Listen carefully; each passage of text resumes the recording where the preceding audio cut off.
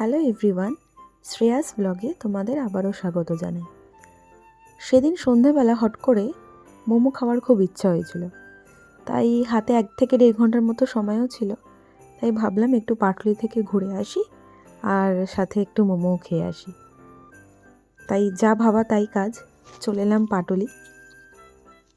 পাটুলির এই জায়গাটা বরাবরই এরকম জমজমাট তো থাকেই, তার সাথে ফ্রেন্ডসের সাথে আড্ডা, গান বাজনা, বিভিন্ন রকমের স্ন্যাক্স, তারপর নচিকেতার স্পেশাল চা, সবাই তোমরা জানো। আর আমার কাছে বলতে পারো মানে best hang out place, weekdays হোক বা উইকেন্ড, এই পাটুলি।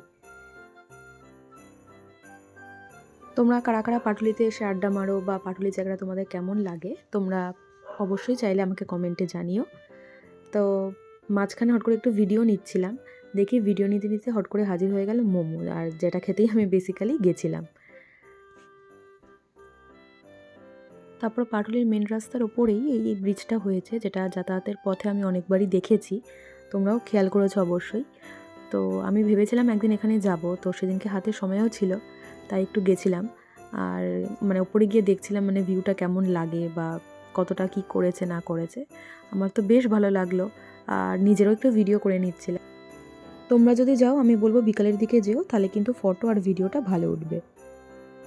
আজকে ডেলি ব্লগটি আমি এই পর্যন্তই রাখলাম।